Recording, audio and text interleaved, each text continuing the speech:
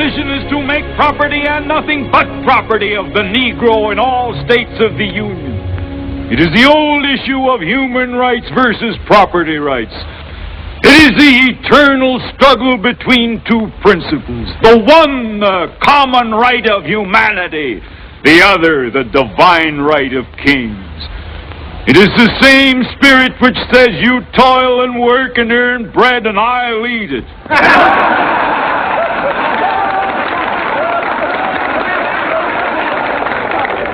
As a nation, we began by declaring all men are created equal.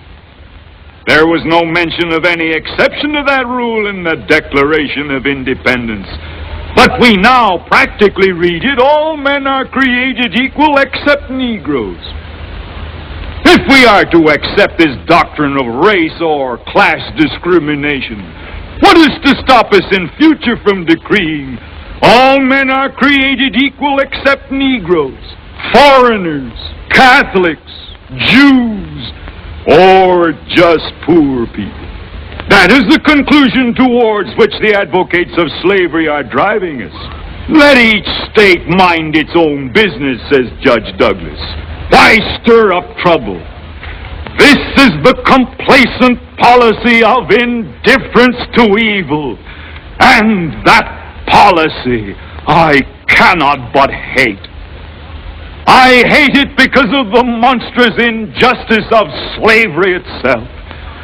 I hate it because it deprives our republic of its just influence in the world, enables the enemies of free institutions everywhere to taunt us as hypocrites, causes the real friends of freedom to doubt our sincerity, and especially because it forces so many good men among ourselves into an open war with the very fundamentals of civil liberty, denying the good faith of the Declaration of Independence and insisting that there is no right principle of action but self-interest. In his final words tonight, the judge said that we can be the terror of the world. I don't think we want to be that. I think we would prefer to be the encouragement of the world, the proof that at last man is worthy to be free. But we shall provide no such encouragement unless we can establish our ability as a nation to live and grow. And we shall surely do neither if these states fail to remain united. There can be no distinction in the definition of liberty as between one section and another, one class and another, one race and another. A house divided against itself cannot stand. This government cannot endure permanently half slave and half free.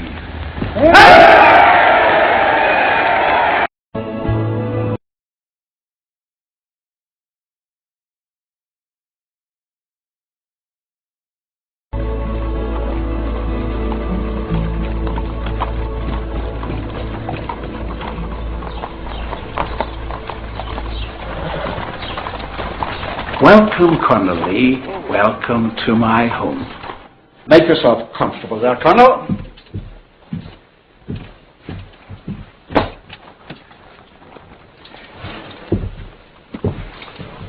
Allow me to get to the point, sir.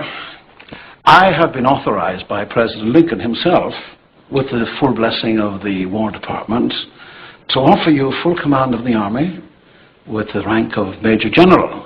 This army being raised to quell this rebellion and, of course, to preserve the Union. I assume this army is to be used to invade those areas, to eliminate the rebellion by force. Yes, sir. The federal government has been challenged by these rebels, who have been most effective in changing the sentiments of various state legislatures, challenging our Constitution and challenging our central government. The attack on Fort Sumter cannot be ignored. General, my home is right there across the Potomac, while you can see Arlington House from your front door. My family is spread all over this part of Virginia.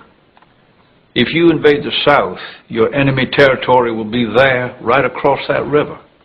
Well, sir, there is no great outcry for secession in Virginia. It's not a foregone conclusion that Virginia or Tennessee, Arkansas, or Kentucky will join the rebellion. My friend, may I humbly submit that you're mistaken about Virginia. As you know, the legislature is convening in Richmond this very day to discuss the very issue of secession. Now, perhaps you know their mind better than they themselves. And I regret to say the President's hasty calling up of 75,000 volunteers to subdue the rebellion in the Cotton States has done nothing to ameliorate the crisis. It has only deepened it.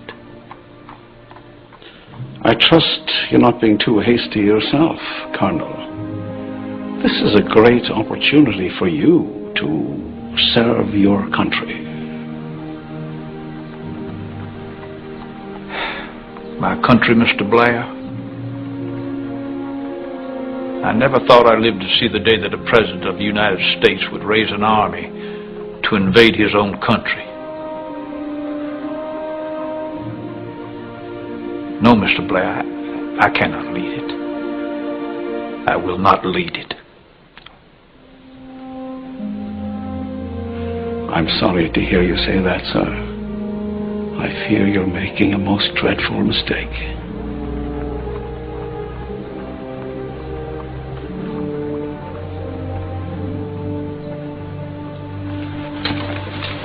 Sir, would you please convey my deepest sense of honor and gratitude to the President, but I must decline his offer.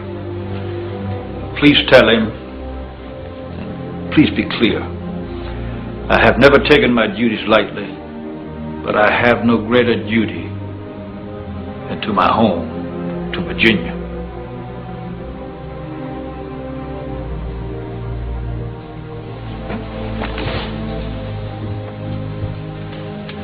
Thank you, sir.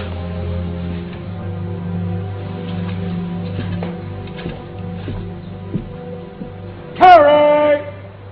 Out! Order! Out!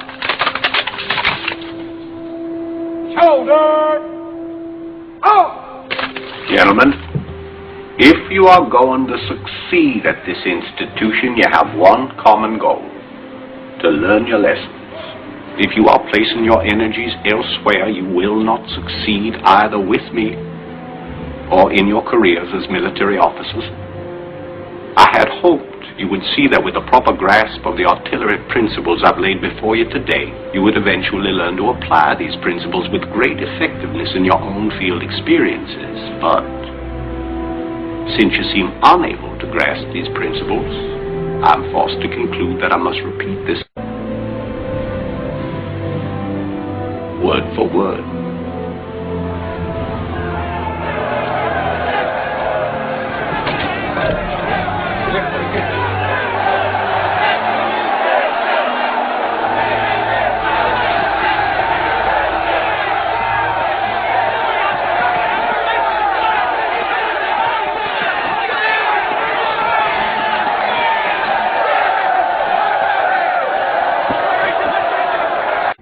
Delegates of this convention, harried by the rash actions of a belligerent usurper and the radicals of his party, have stumbled into secession. Now, God knows, I and many in this room have resisted it.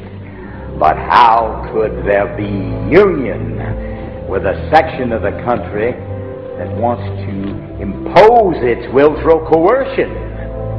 Now that Virginia confronts the all-might of the United States, we Virginians have determined that not one spot of her sacred soil be polluted by the foot of an invader.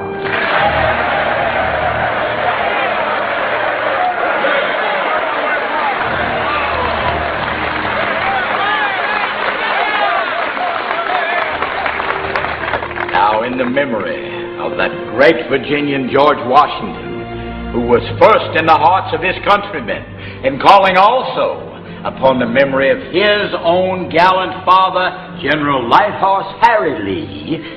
This convention now calls upon Robert Edward Lee to take command of the armed forces of the Citizen Army of Virginia.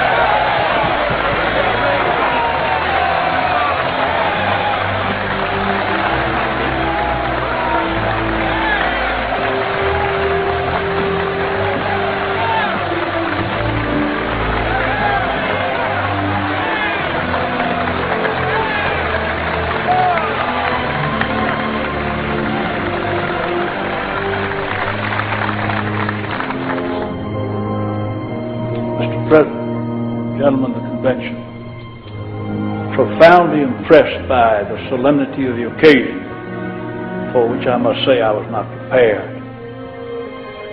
I accept the position assigned me by your partiality. I would have much preferred had your choice fallen on an abler man. But trusting to Almighty God, an approving conscience, and the aid of my fellow citizens, I devote myself to the service of my native state, in whose behalf alone will I ever again draw my sword.